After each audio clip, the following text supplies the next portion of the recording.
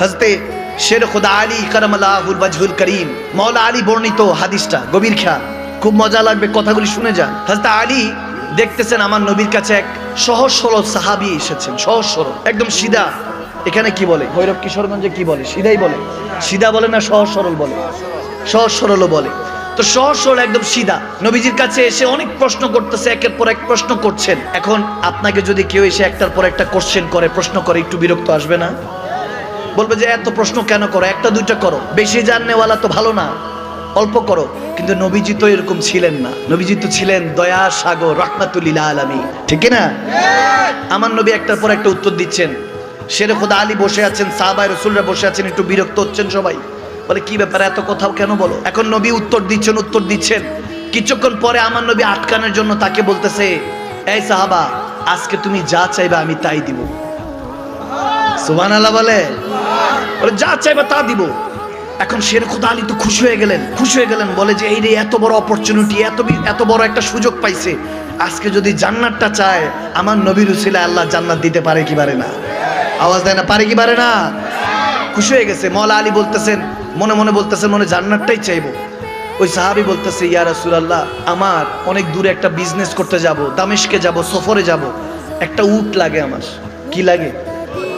মাওলা আলী বলতেছেন, হযরত আলী বলতেছেন, দূর, চাইলো ওটা কি? চাইবো দুনিয়া আখিরাতের বাদশাহিত্ব চাইলো একটা উট। কি আর করার? নবীজি তখন মুচকি এসে দিয়ে বলছে, ঠিক আছে যাও, তোমাকে একটা উট দেওয়া হলো। উট দেওয়ার পরে আমার নবী আবার বলতেছে, ঠিক আছে, আবার বান্দা আবার চাও, বল তুই কি চাস, তোকে আজকে তাই দিব।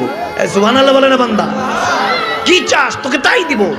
এখন সে আবার একটু পরে বলছে, হুজুর, ইয়া রাসূলুল্লাহ, উটের উপরে বসবো তো, ওই বসার জন্য যে একটা সামান লাগে ওটা চাই, নাহলে পিঠের মধ্যে পিছন দিকে ব্যথা পাবো। হযরত আলী বলে, কি পাগল, নবীজি বলতেছে চা আজকে বান্দা, তোকে দিব, আল্লাহর থেকে নিয়ে দিবে, জান্নাতি হিসাবে বানিয়ে দিবে। এ চাইতেছে উটের উপরে বসার ওই স্থান। নবীজি বলেন, ঠিক আছে দাও, তাকে দেওয়া হলো। আবার নবী বলতেছে, যা বান্দা, আজকে তুই যা চাইবি তাই দিব, চা আজকে কি চাস?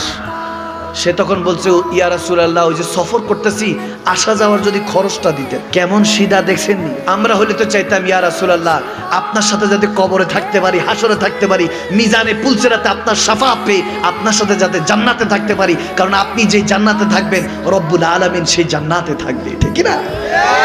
আমরা হইতে এটা চাইতাম। উনি চাইতেছে উটের সামান, উটের সাথে যাওয়া আসার সে সফরের খরচ। নবীজি দিয়ে মুচকি হাসি দিয়ে বলতেছে, বান্দা, তোমার কথা শুনে আমার মূসা আলাইহিস সালামের কথা মনে পড়লো। সেই মূসা আলাইহিস সালামের বুড়ি তোমার থেকে ভালো ছিল। তখন শেরে খুদা আলী বলতেছে, ইয়া রাসূলুল্লাহ, ওটা কি ছিল? বলে, একদিন মূসা আলাইহিস সালাম মিশর থেকে যাচ্ছেন উটে করে, তখন উটে করে যখন যাচ্ছেন, উটটা সামনে অগ্রসর হচ্ছে না, বারবার ডানে চলে যায়, বামে চলে যায়। তখন মূসা আলাইহিস সালাম গরমনবিত বলতেছে, আল্লাহ, আমার উট এরকম কেন করছে? আল্লাহ ডাক দিয়ে বলেন, মূসা, আপনার উট যেখানে যেতে যাচ্ছে কিছু দূরেই হযরত ইউসুফ আলাইহিস সালামের মাজার। সুবহানাল্লাহ বলেন। ইউসুফ আলাইহিস সালামের কবর শরীফ, মাজার শরীফ, ওখানে নিয়ে যেতে চাচ্ছে, ওখানে একটা তাবুক আছে, ওটা আপনার প্রয়োজন, এজন্য উট সেদিকে যাচ্ছে। আমার হযরত মূসা আলাইহিস সালাম বলতেছেন, আল্লাহ, কিভাবে বুঝবো ইউসুফ আলাইহিস সালামের মাজারটা কোন জায়গায়, কিভাবে বুঝবো? বলে, দেখেন, আপনাকে বাকিটা খুঁজে নিতে হবে। এখন মূসা আলাইহিস সালাম সবার কাছে গিয়ে জিজ্ঞেস করছে, এই এলাকার মধ্যে হযরত ইউসুফ আলাইহিস সালামের মাজার কোথায়, তোমরা বলতে পারো? কেউ বলতে পারে না। একজন বললেন যে ওখানে অনেক বয়স্ক একটা বুড়ি থাকে, বুড়িমা থাকে, উনি হয়তোবা জানেন।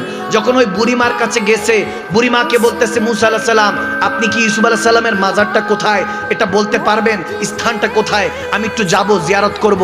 তখন হযরত মূসা আলাইহিস সালামকে ওই বুড়ি বলতেছে, আমি বলবো, কিন্তু টাকা লাগবে। আমি যে ইনফরমেশন দিব আপনাকে বিনা পারিশ্রমিকে দিব না, কিছু তো লাগবে, দিতে হবে কিছু। তখন মূসা আলাইহিস সালাম বলতেছে, কি চান আপনি? বলে, আমি চাই একদম মূসা আলাইহিস সালাম নবী রাসূলরা যেই জায়গায় থাকবে জান্নাতে, সেই জায়গায়, সেই এলাকার মধ্যে একটা বাড়ি চাই। সুবহানাল্লাহ বলেন। আরো জোরে বলেন না সুবহানাল্লাহ। বলেন, নবী রাসূলরা যেখানে থাকবে, মূসা আলাইহিস সালাম যেখানে থাকবে, মূসা আলাইহিস সালামের ঘরের পাশে একটা ঘর চাই। তখন মূসা আলাইহিস সালাম বলে, কি বলেন? এই জায়গা থেকে এই জায়গায় কাছাকাছি মনে কোথাও মাজার জানেন? বলে দেন, কত বড় জিনিস চাইছেন, কোথায় নবী রাসূল, কোথায় ওনাদের মাকাম, আপনি ওই জায়গায় কেমনে থাকবেন? তখন গায়েব থেকে আওয়াজ আসলো, রব্বুল আলামিন বলতেছে, হ্যাঁ মূসা, আপনি তাকে বলেন জান্নাত পেয়ে যাবি, আমাদের সাথে থাকতে পারবি, আমি মূসার সাথে জান্নাতে থাকতে পারবি। বলে দেন, আপনি ওয়াদা করেন, দেওয়ার কাজ তো আমি আল্লাহর। সুবহানাল্লাহ। তখন আমার রাসূল আরবি হাদিস শুনিয়ে বলতেছেন, সে বুড়ি তোমার থেকেও ভালো ছিল। আমাদের অবস্থা ঠিক তেমনি ভাবে হয়ে আছে। আল্লাহ আমাদেরকে জান্নাত দিতে যাচ্ছে আর আমরা নিতেই রাজি না। আওয়াজ দেয় না, আওয়াজ দেয় না বাবা।